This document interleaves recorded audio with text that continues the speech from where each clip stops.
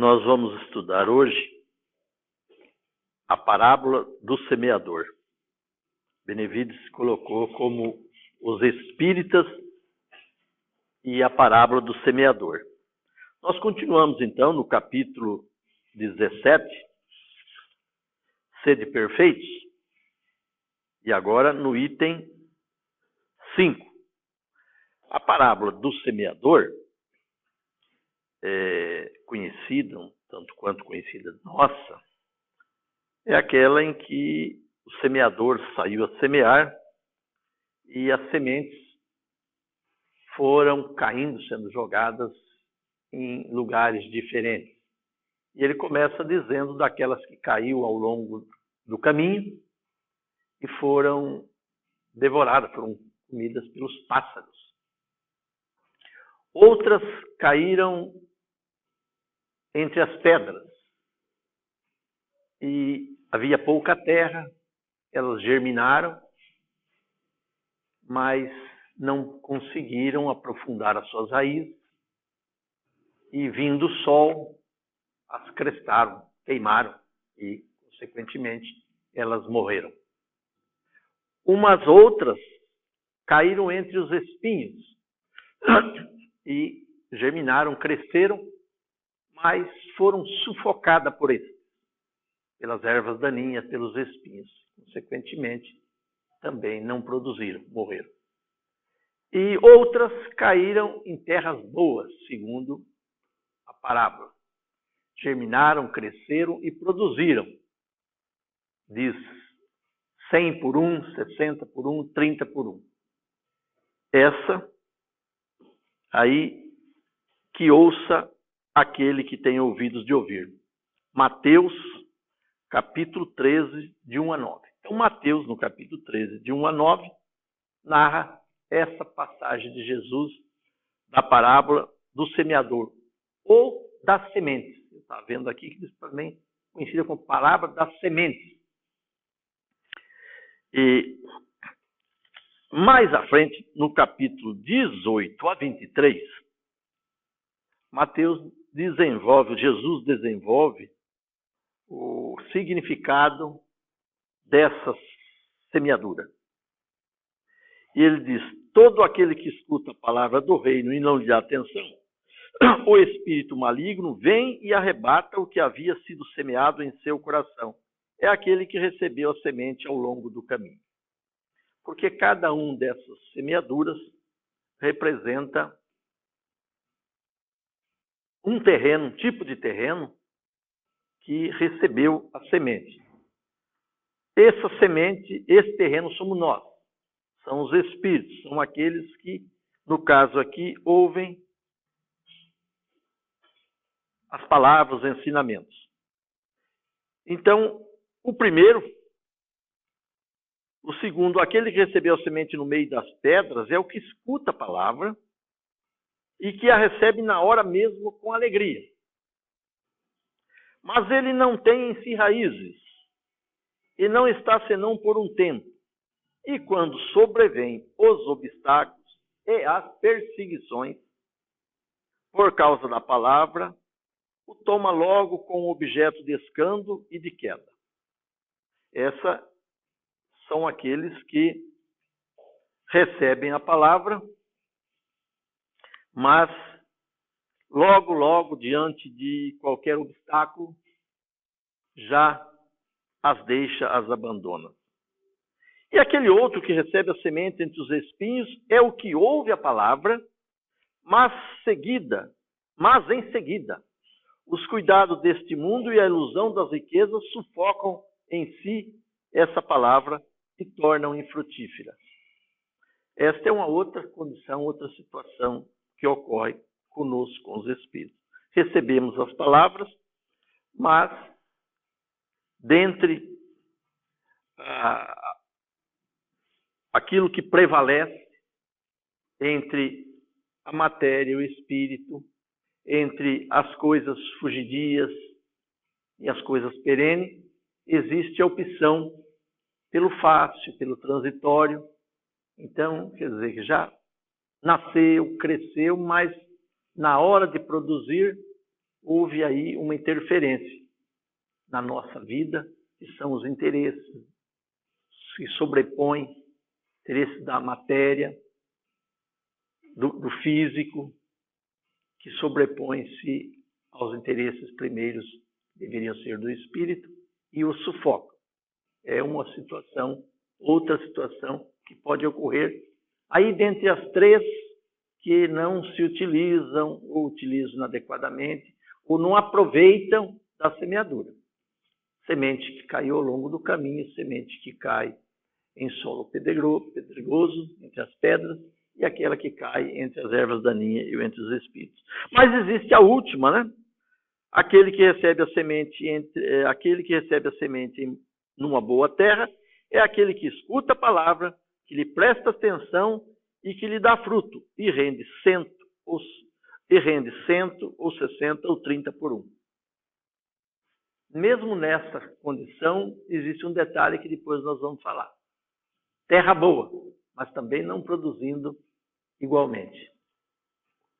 Uma produz 100 por um, outra produz 60, outra produz 30.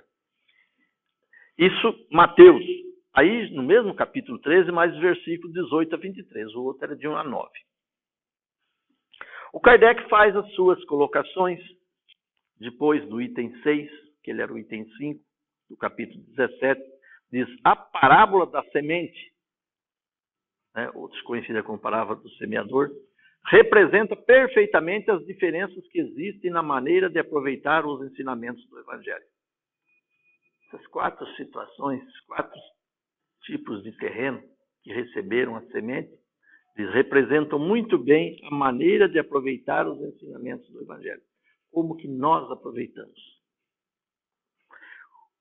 Quantas pessoas há com efeito para os quais eles não são senão letra morta, que semelhante à semente caída sobre a rocha, não produzem nenhum fruto.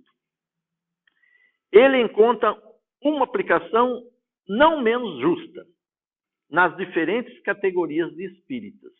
Talvez aqui os espíritas e a parábola. Então, Kardec, lógico, estava na codificação, falando em geral, Jesus não falou os espíritas, falou aqueles que ouviam aí na margem aí de onde ele estava falando.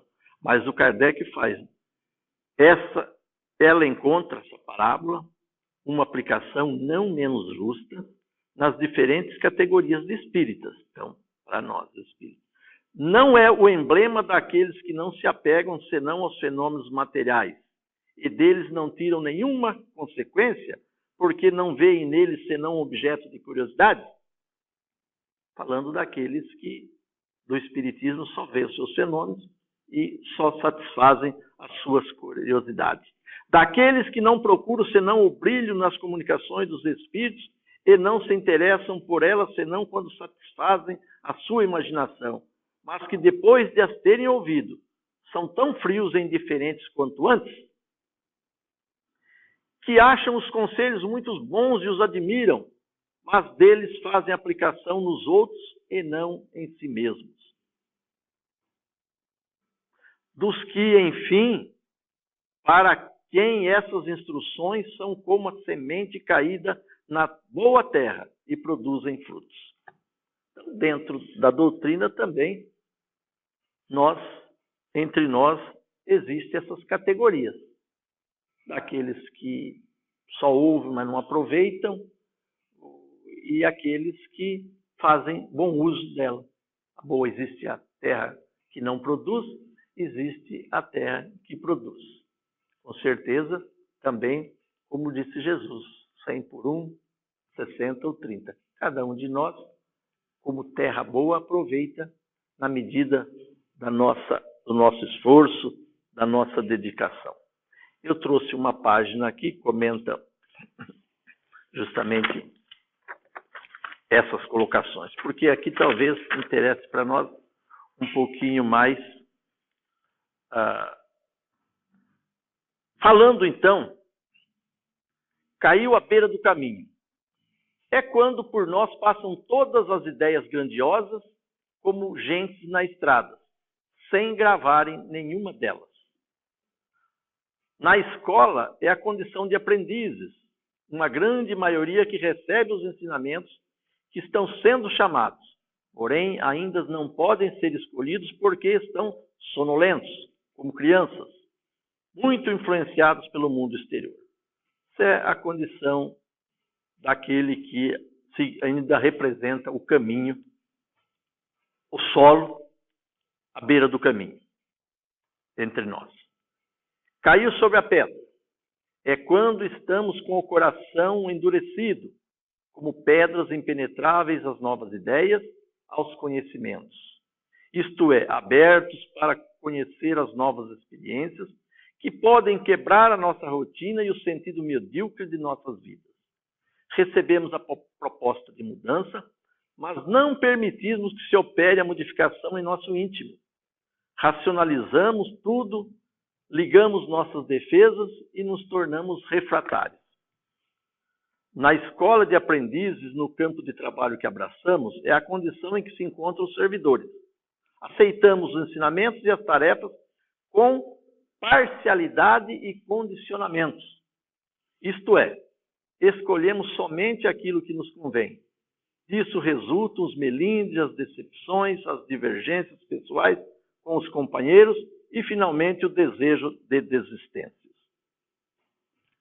Somos um terreno pedregoso quando assim ainda agimos. Quer dizer, já aceitamos, recebemos, mas ainda, como ele diz aqui, aceitamos as tarefas com parcialidade e condicionamentos, o que é muito comum entre nós, a parcialidade e condicionamento, porque a gente fica atrás do que interessa, do que mais interessa, daquilo que seria melhor para a gente, sem muitas vezes se perguntar do fundo o que mais importa. A gente faz uma análise superficial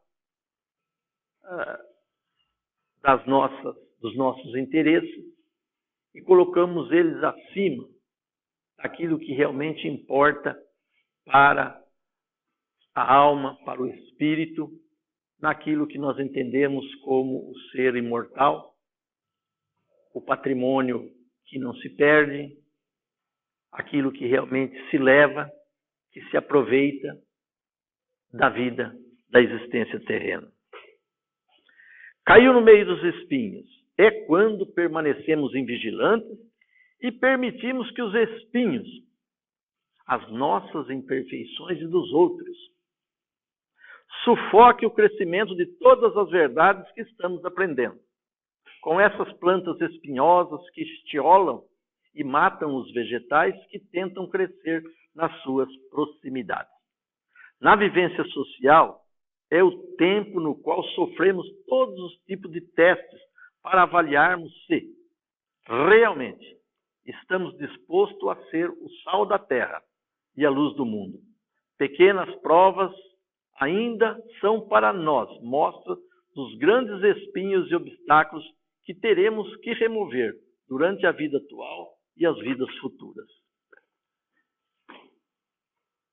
Aqui chegando, neste mundo de provas e expiação, nós recebemos todo apoio, toda orientação, porque ninguém está deserdado, todos nós encontramos em Deus, em Jesus, nas religiões, um grande amparato, tudo concessão de Deus, para que possamos fazer uma trajetória bastante proveitosa, útil, de aprendizado, cheia de aprendizados, de realizações.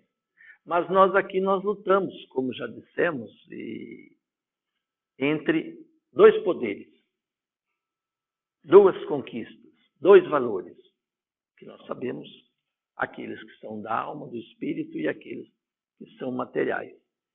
E por imperfeições nossas, pelas próprias influências internas e externas, nós acabamos sofrendo a influência negativa dos espinhos, que são esses espinhos que sufocam a nossa semeadura. Quer dizer, temos bons propósitos, temos boas ideias, boa vontade, mas ainda não é suficiente para se tornar preponderante no campo das opções certas, do caminho mais reto, mais adequado a seguir. Ainda optamos pela porta larga, de que Jesus falava. Temos dificuldade de nos encaminharmos pela porta estreita, que são das lutas, das dificuldades, do trabalho, das realizações, sobretudo aquelas que são conforme os ensinamentos de Jesus e as leis de Deus. A gente segue o mundo, segue as coisas que a sociedade muitas vezes nos impõe, que as nossas vontades desajustadas, nossos sentimentos ainda imprecisos, nos impõem. Então, nesse particular, nós ainda representamos o campo, a lavoura que sofre com as ervas daninhas, com os espinhos. Mas também tem a semente que cai na boa terra, que é quando conservamos a boa vontade, nos mantemos abertos, isso nos dá coragem e disposição para remover todos os obstáculos que aparecem. A boa vontade elimina o medo e afasta os sentimentos defensivos e as reações instintivas. Isso nos torna mais humildes porque não temos pena de nós mesmos, porque não nos fazemos de vítimas. A boa vontade mantém acordada a nossa consciência e, por isso, vigilantes, podemos distinguir em nós o que é tentação e o que é má inclinação. A oração e o auxílio por nós e pelos outros é uma demonstração de boa vontade. A boa terra é o mundo, o discípulo é Jesus. Esse aqui é uma página do internet, Portal do Espírito, Nós e a Parábola do Semeador, de 2015 ainda, escrito por Dalmo Duque dos Santos. Nós lemos alguns trechos aí, muito interessantes, né? Mas nós temos alguma coisa mais aqui, escrito também de uma maneira bastante interessante, que nós achamos aqui, interpretando cada uma dessas situações. Com respeito, este aqui também da internet, e quando semeavam, uma parte da semente caiu ao pé do caminho e vieram as aves e comeram.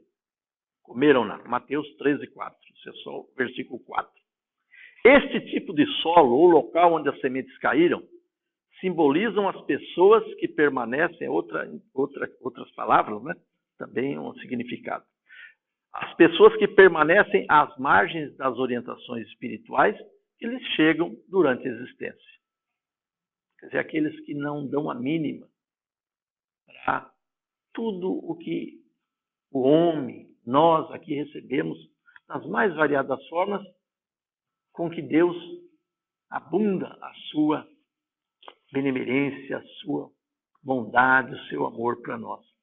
Nós estamos todos nós recebendo orientação aonde estivermos, não é só cristão, mas todos aqueles, porque para Deus todos são seus filhos, e Ele agracia e lança sementes. Mas aqui nós estamos vendo a ideia no mundo cristão. Aqui vemos os indiferentes. Achegam-se ao Evangelho, ouvem as lições e retiram-se. Seus corações não sentem os ensinamentos. E por comodismo, acham mais fácil abandoná-los. São terrenos ainda não preparados para a semeadura. Quantos de nós, por comodismo, nos afastam de esses compromissos? Não vou assumir esse compromisso de ordem religiosa, de ordem instrutiva. Quantas vezes deixamos no passado, às vezes, de alguma obrigação ou afazeres nesse particular, porque não queremos compromisso, não queremos trabalho. Quem escreveu esse trechinho aqui é Eliseu Rigonati, no livro Evangelho dos Humildes, comentando a parábola do semeador. São pessoas que, alheias, ouvem falar do Evangelho, mas que se mantêm indiferentes aos seus ensinos. Guardam em si a promessa de produzir quando as provações ou conhecimentos lhe marcarem a existência. Independentemente do indiferentismo humano, o semeador continua na sua missão de semear, oferecendo oportunidades a todos os que estiverem dispostos a conhecer o Evangelho. Foi como eu disse, né? Deus não nos abandonou. Por mais que nós não nos atemos nesse particular para receber, compreender e vivenciar, nem assim, mesmo assim, nós estamos constantemente submetidos, no bom sentido, à influência salutar do Evangelho. Porque o maior ensinamento que o Evangelho nos traz é a vivência dele por aqueles que já o vivenciam e que estão junto com nós. Nem sempre a gente costuma ver as boas ações, mais fácil que a gente, porque o Cristo já disse, né, que nós víamos um cisco no olho do irmão, não vimos atrás. Então a gente costuma ver muito as fáticas, mas a gente também acaba, mesmo às vezes sem querer, observando as boas coisas que os outros praticam. E como é que Deus se manifesta aqui? Através das ações, através daquilo que nós vemos se acontecendo aí. O texto fala que as sementes caídas ao pé do caminho serviram de alimento às aves. Não chegaram, pois, a germinar. Ou seja, as pessoas representadas pelo terreno, situado à beira da estrada, foram totalmente refratárias ao Evangelho. Representam, sem dúvida, os materialistas de todos os tempos. Somente as reencarnações, aí então entra, né, a doutrina espírita, sucessivas, as reencarnações sucessivas, associadas ao aprendizado desenvolvido no plano espiritual, poderão reajustar os situados ao pé do caminho para as realidades espirituais e para a importância do Evangelho. Então, mesmo aqueles que ainda representam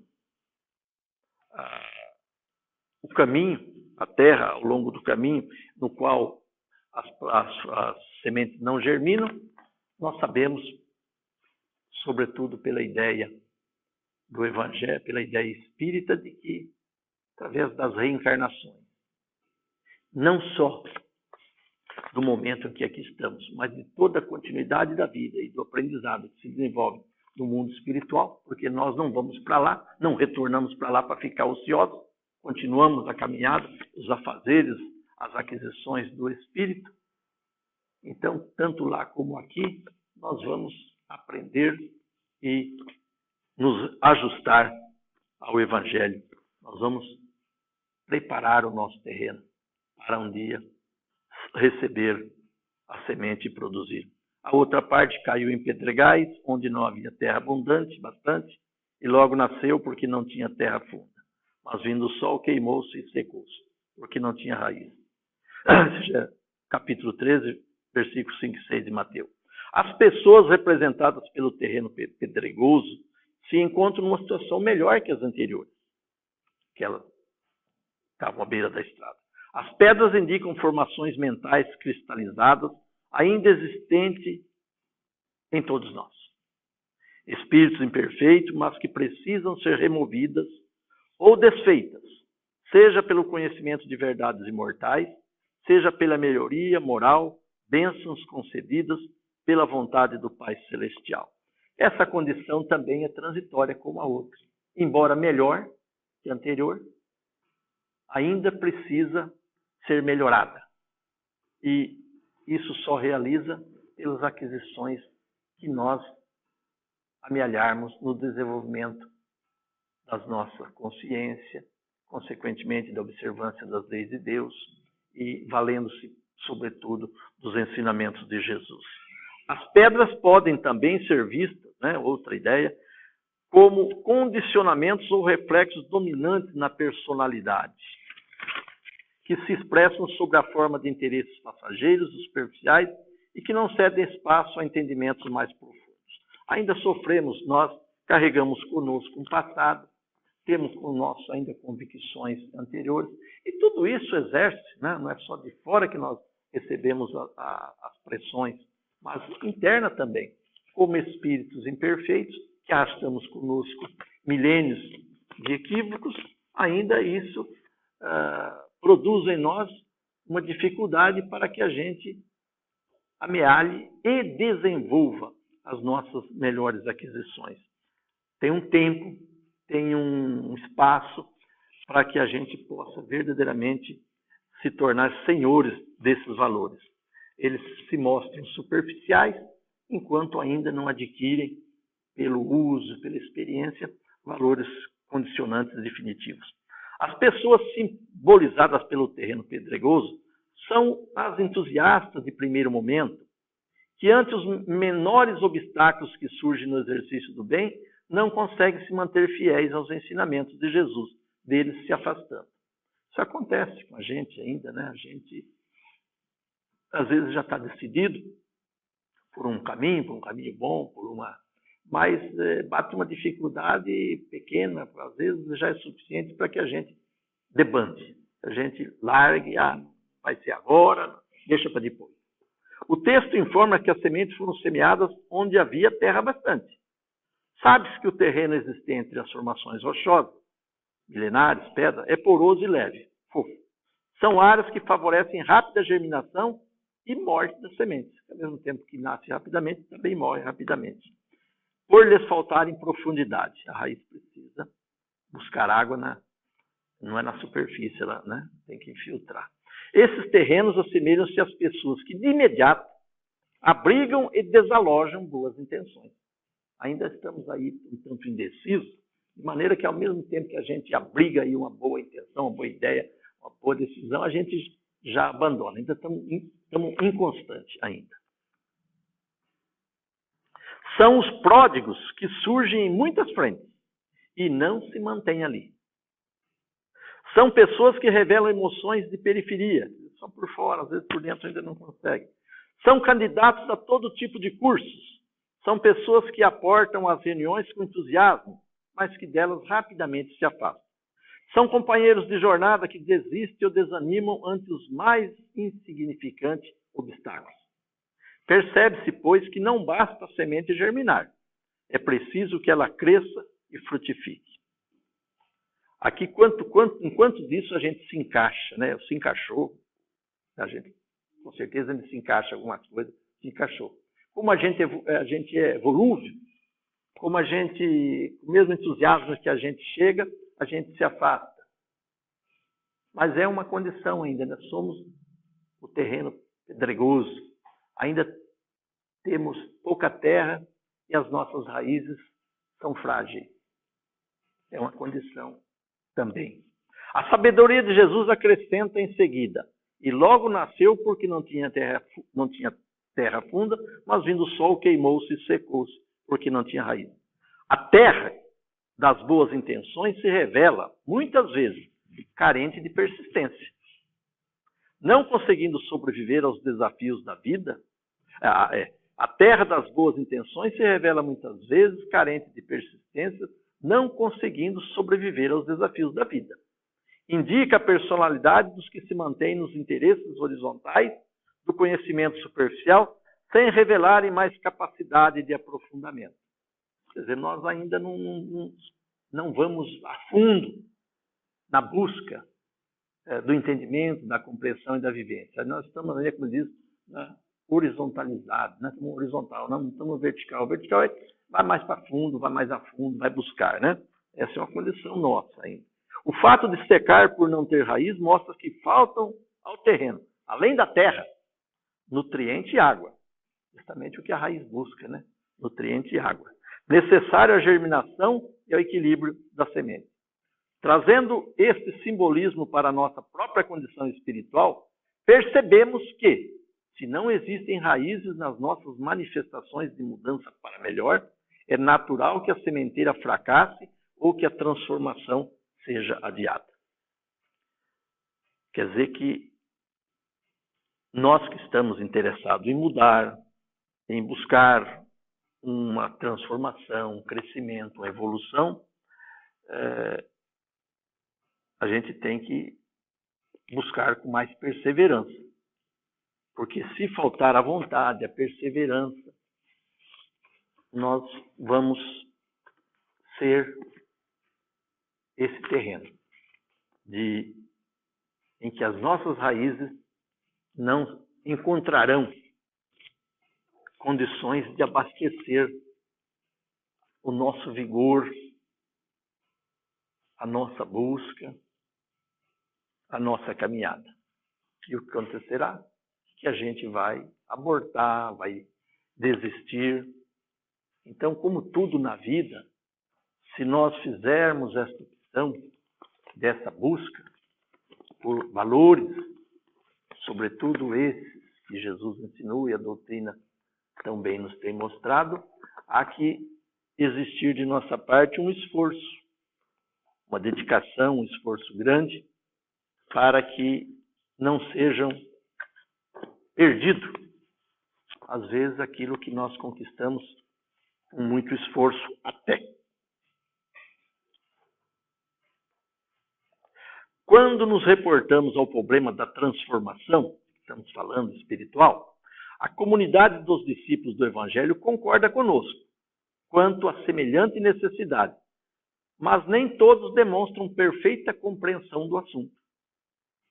Às vezes nós concordamos, mas não estamos aí muito afinados ou não compreendemos o assunto com mais profundidade.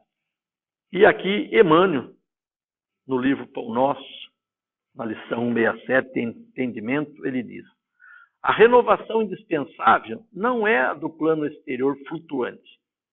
Transformar-se-á o cristão devotado, não pelos sinais externos, e sim pelo entendimento, dotando a própria mente de nova luz, em novas concepções. Assim, como qualquer trabalho terrestre, pede a sincera aplicação dos aprendizes que a ele se dedicam. A serviço de aprimoramento mental, exige constância de esforço no bem e no conhecimento. Então, livro Pão Nosso, lição 67, de Emmanuel, através do Chico Xavier. Quer dizer, mais do que simplesmente se voltar para essa ou aquela concepção religiosa, estudo, a gente tem que estar imbuído de uma vontade, de um entendimento, de um esforço. Ele diz assim, né? Pede sincera aplicação. Nós temos que nos aplicar. Então, discernimos, aprendemos, conscientizamos, vamos à luta, vamos produzir conforme aquilo nos faculta. Nós temos que fazer, produzir, realizar tudo o que nós recebemos e aprendemos com esses ensinamentos. Fica claro, assim, que toda disposição de melhoria não se deve restringir às boas intenções. Como dizem, né, que o inferno está cheio, né? Boa intenção, o inferno está cheio. Não pode se restringir, desculpa, brincadeira, não se deve restringir às boas intenções, fáceis de serem dissolvidas na luta do cotidiano. Né? Boa intenção é fácil de ser dissolvida na luta do cotidiano, nessa nossa. É necessário que construamos uma boa base, terra funda, de conhecimento doutrinário que possa alimentar a nossa sincera vontade de melhorar, criando empecilhos ao desânimo e ao abandono no trabalho. Então ele exorta aqui o aprendizado, o estudo do Evangelho, no caso nós espíritas da doutrina, para que a gente saiba, né? Aí vem a fé raciocinada, que é a chave de nós nos mantermos firmes em quaisquer circunstâncias. Sem isso é difícil. Né? Sem acreditar, sem confiar, sem crer em Jesus, nas leis divinas, na bondade, na misericórdia de Deus, como é que nós vamos enfrentar as vicissitudes, vamos nos manter firmes nesse propósito e nessa direção. Então, ele aqui fala muito dessa questão construir uma base de conhecimento doutrinário, no caso, doutrina espírita, para nós. E outra caiu entre espinhos, os espinhos cresceram e sufocaram-na. Esse é o versículo 7 do capítulo 13. Os espinhos indicam outro tipo de solo, onde as sementes foram semeadas. São viciações, más inclinações ou imperfeições que ainda brigamos. Esses são os espinhos que sufocam a semeadura, a planta. As viciações, más inclinações ou imperfeições que ainda brigamos. Tudo caracteriza a imperfeição. Né? Devem ter cuidado com esses espinhos, já que podem colocar em risco a boa produção da semeadura, além de sufocarem os mais valorosos projetos e as mais nobres intenções. Antigamente se capinava, né? Se limpava a lavoura. Hoje se passa mata-mato, né, Pedro? Hoje já passa Roundup, né? Não vai sair as ervas daninhas, as pragas. Mas então nós temos que nós temos que fazer a nossa capina ou os nossos venenos, entre aspas, que possa combater as ervas daninhas. Mas isso aí é muito particular. Para fazer um trabalho, qualquer trabalho, você precisa de ferramentas, instrumentos. Mas também não basta os instrumentos se você não souber usar.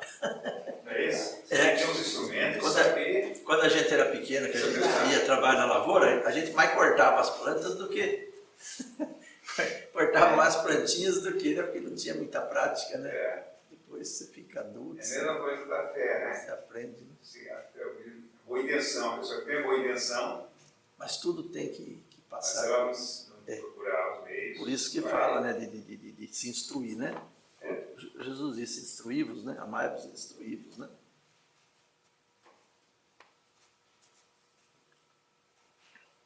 Temos aqui aqueles que ouviram a palavra divina, comparam as coisas materiais com as espirituais e se decidem pelas materiais, por parecer-lhes um caminho mais fácil e mais cômodo. São almas de pequenino desenvolvimento espiritual, que se acomodam melhor nas facilidades que a matéria proporciona.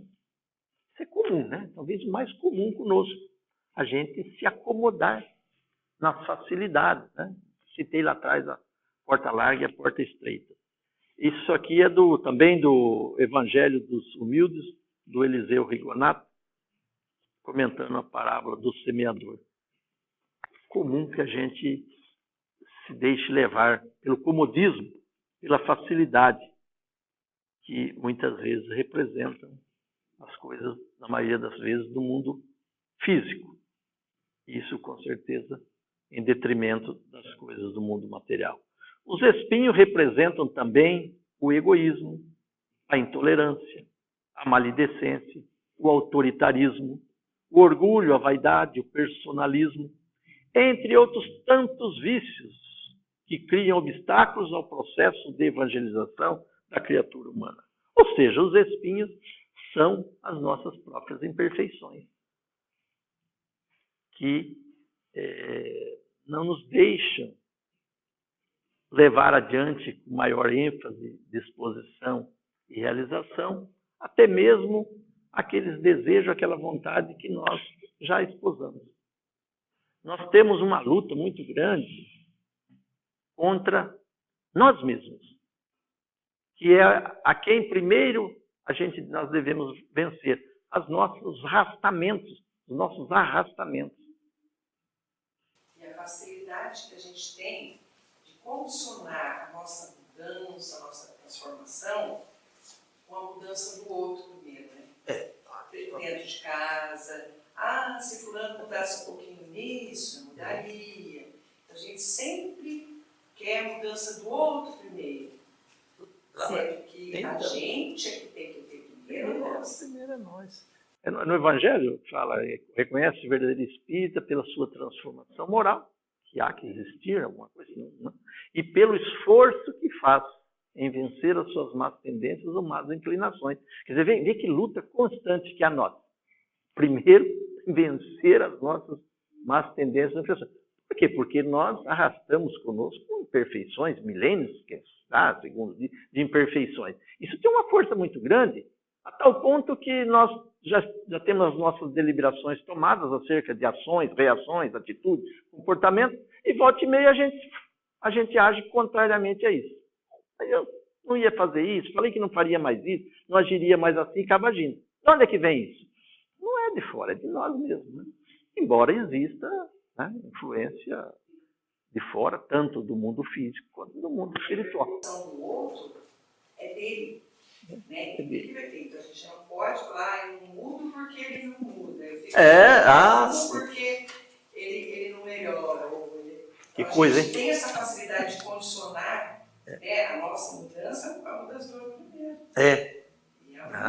Mas a gente faz cada... Eu consigo entender que as imperfeições do outro são aquelas que você precisa, né? Porque se elas te incomodam, é aquilo que você precisa compreender melhor. Com certeza. É isso mesmo. O Hamed, né? Aquele espírito Hamed, né? Através do Espírito Santo lá, que fala que, né, nós vemos, o que a gente vê no outro, na realidade, é um reflexo da gente, né? Projeta naquilo que a gente... E finalmente a outra, né? Aquela que caiu em terra e deu fruto, 1 a 100, outro a 60, outro a 30. Quem tem ouvidos para ouvir, que ouça. Esse já é o versículo 8 e 9 do capítulo 13. Quando o terreno está devidamente preparado, a produção está assegurada, num processo contínuo. A boa terra representa a terra fértil, possui condições propícias à germinação da semente, ao surgimento e amadurecimento da planta, assim como a produção do fruto. Os ensinamentos do Evangelho, quando alcançam as pessoas simbolizadas pela boa terra, são assimilados e difundidos num processo natural. O terreno fértil produz uma lavoura de significativo valor, caracterizada por frutos suculentos e nutritivos. Entretanto, é importante considerar que nem todo terreno fértil produz igualmente. E outra caiu em terra boa e deu fruto, 1 a 100, outra a 60 e outra a 30. Esse trecho mostra que toda semente que encontra terreno qualificado pela bondade do Cristo produz incessantemente, por atestar a sua origem, outra a 60 e outra a 30. Revela que o percentual de produção pode ser menor em uns, mas que não deixa de dar a sua resposta sempre positiva, outro a 30.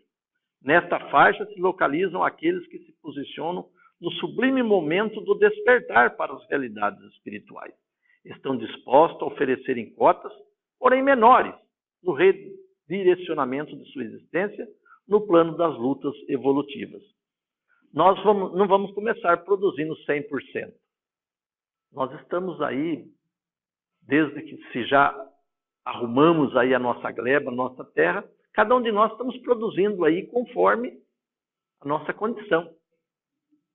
Então, veja que mesmo na terra boa, na terra já própria, propícia, preparada, trabalhada para a semeadura, existirá produções diferenciadas.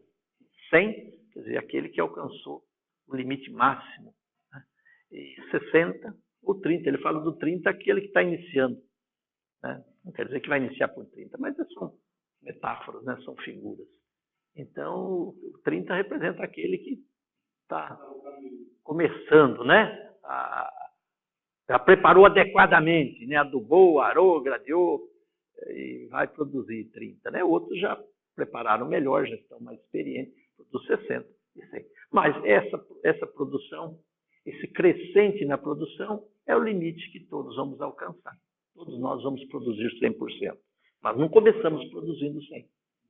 Essa parábola cita as diversas situações que se comparam com os nossos estados. Né? Mas eu acho que, assim, penso que talvez a gente tenha, eles não são únicos. Né?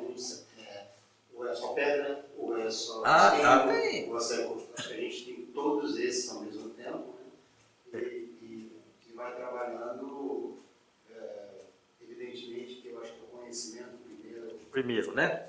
A primeira...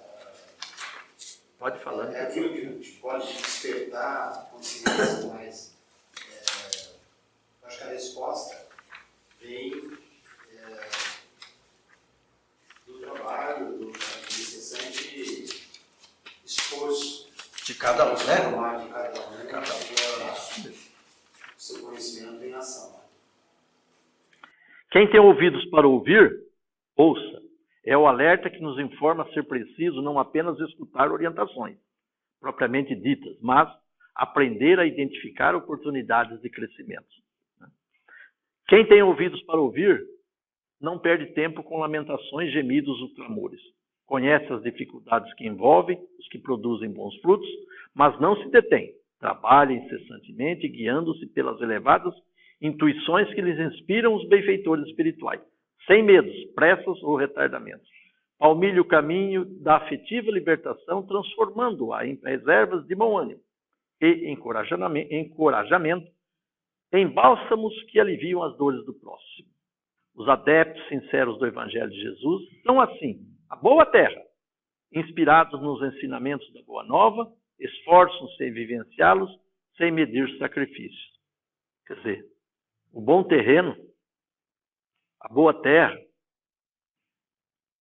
que nos tornarmos, nós temos que realmente sair produzindo. E o nosso campo da produção aqui passa pelo trabalho que nós realizamos, sobretudo objetivando o bem comum. Os 4 campos de semeadura citados na parábola simbolizam os diferentes tipos de mentalidade espiritual. A semente é o Evangelho de Jesus, entendido como roteiro de vida, mesmo quando chega até nós e não encontra a devida ressonância. Quando isto acontece, as sementes caídas às margens do caminho servem de alimento aos pássaros, porque os condicionamentos seculares, representados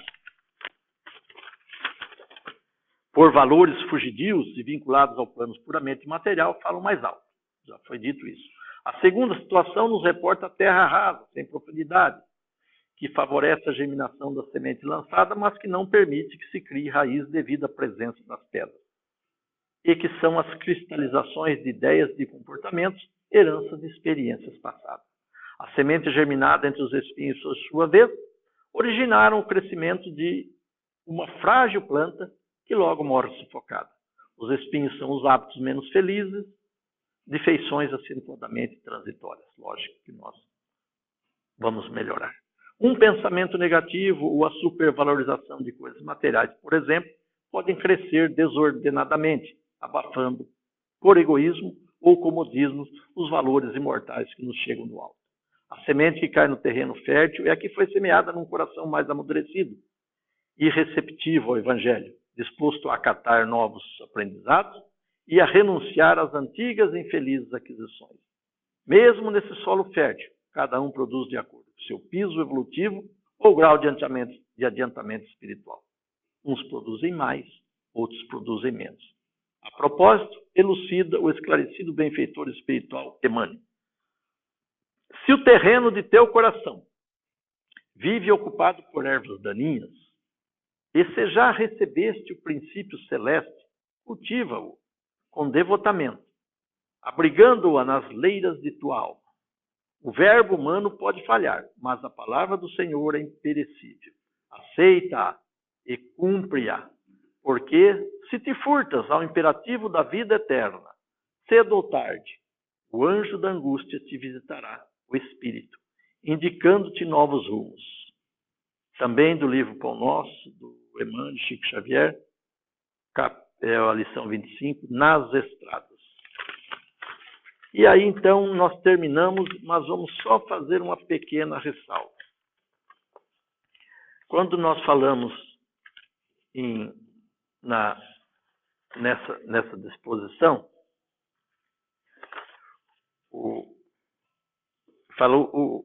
saiu a semear. Quem que é o semeador? Aqueles que vão levando a semente ao solo. Neste particular, nós também somos semeadores. Nós somos solo e semente. Porque o Jesus, fazendo-se entender àqueles a quem ele falava, fez a colocação própria daquele povo agricultor, vivia da agricultura e criação de animais, e que entendiam bem essa questão da semeadura.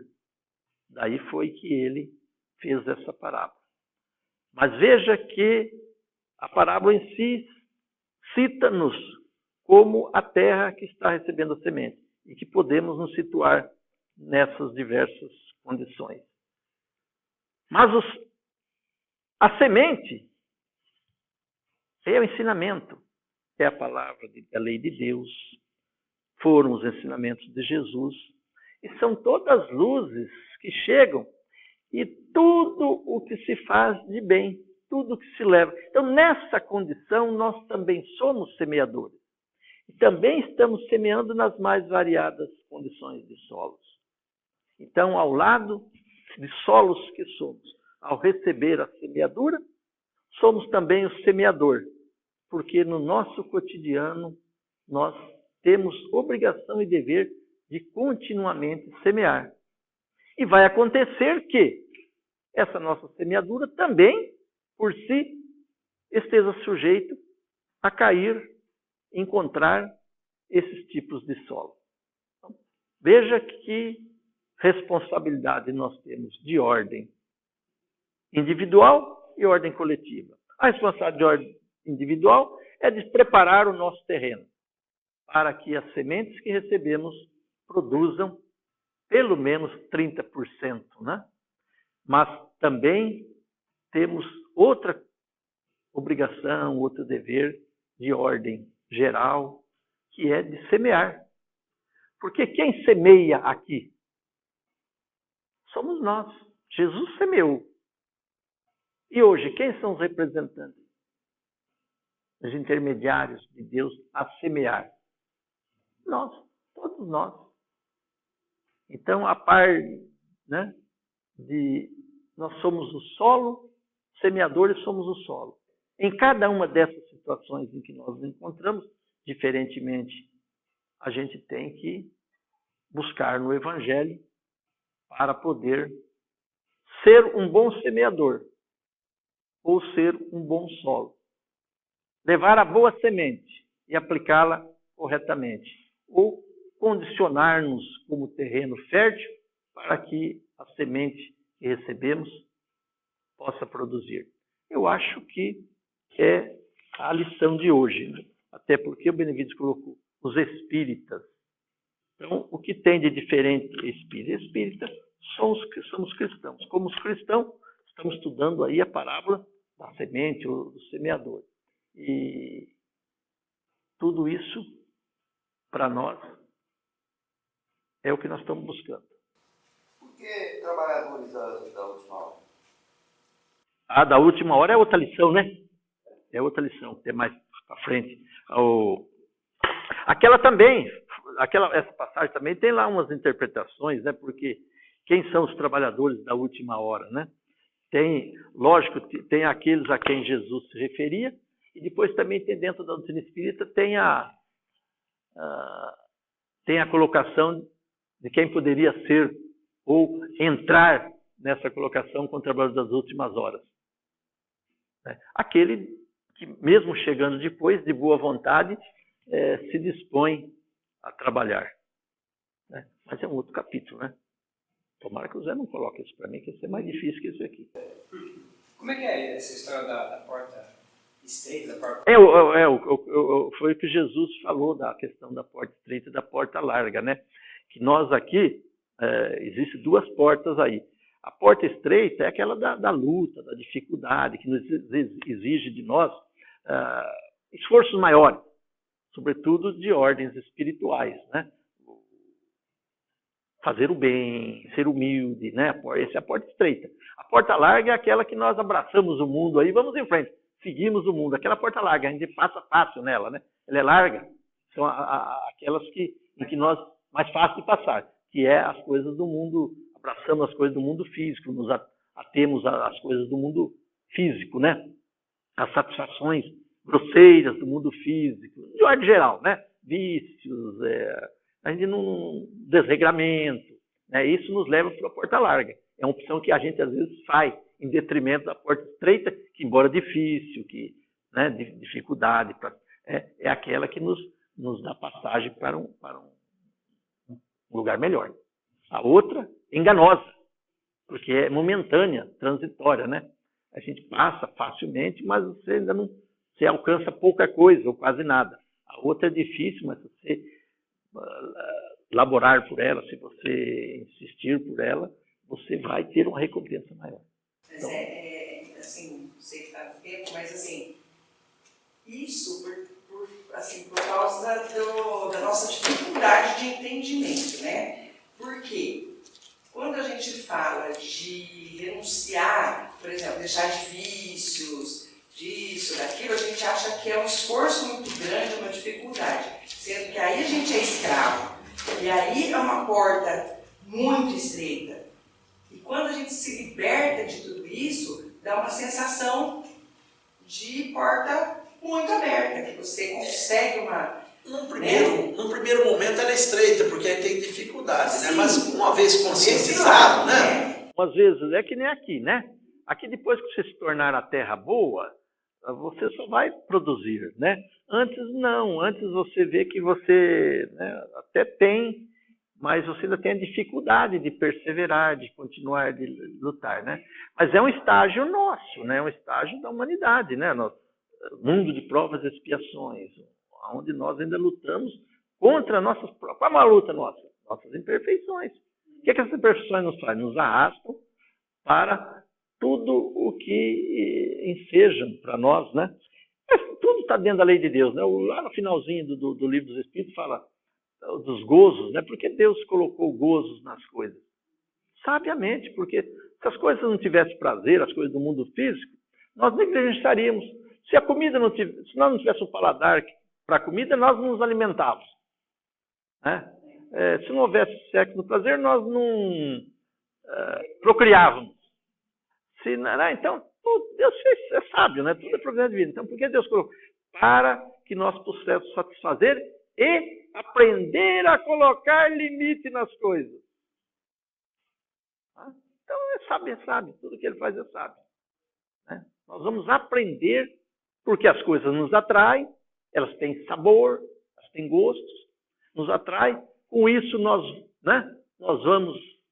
colaboramos com a procriação, que é a reencarnação, alimentamos o corpo, que é para manter a vida orgânica, a vida física, né? E, ao mesmo tempo, vamos, com os erros e acertos, aprender a encontrar o equilíbrio entre o supérfluo e o necessário. O que basta... mas aí está o caminho. Mas quem não os tem?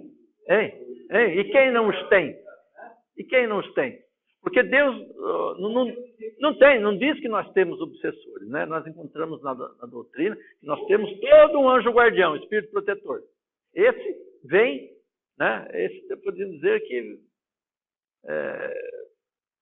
vem por vontade, né? Deus colocou em todos nós um anjo, uma pessoa melhor, aquinhoada, um espírito melhor para nos proteger, né? Mas não fala lá que ele colocou obsessor. Aí, por conta, nós arrumamos par dele aí. Mas faz parte também. Tem que ter puxar para lá, outro puxar para cá, porque senão nós vamos ficar com cego, né? Só tiver o bonzinho, né? Vai. Não, então puxa para lá, puxa para cá, e nós vamos ter que decidir. Só relembrando, acho que uma frase do Aguinaldo, que já desencarnou, que ele escreveu para mim, eu me lembro como se fosse um envelope, assim, a gente conversando. E todas as vezes que fala de evolução, eu me lembro dessa frase. Ele disse assim: os acontecimentos são como os líquidos, tomam a forma do recipiente que eles recebem. É verdade. Eu nunca mais me esqueci dessa frase.